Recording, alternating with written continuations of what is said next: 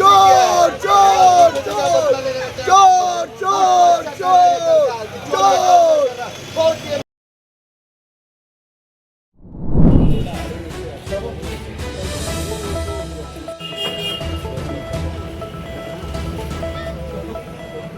তোলাবাজির অভিযোগে গ্রেপ্তার হলেন কলকাতার পুরসভার 101 নম্বর ওয়ার্ডের তৃণমূল কাউন্সিলর বাপ্পাদিত্য দাশগুপ্ত।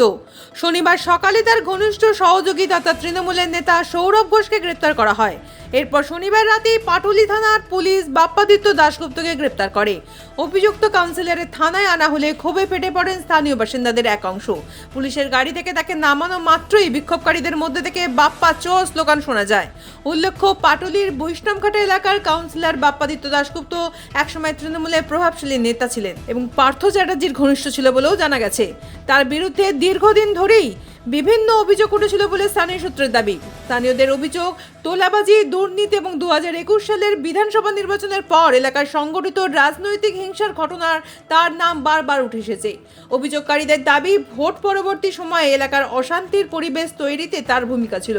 তবে এই সমস্ত অভিযোগের বিষয়ে আদালতে এখনও চূড়ান্ত হয়নি। পুলিশ সূত্রে জানা গেছে, গ্রেপ্তারের পর অভিযুক্তকে জিজ্ঞাসাবাদ করা হচ্ছে এবং তদন্ত চলছে।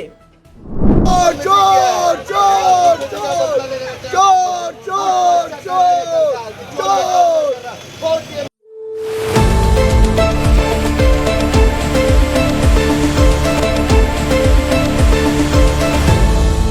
আপনারা দেখছেন এই বেলা বাংলা, শিরোনামে সবার আগে।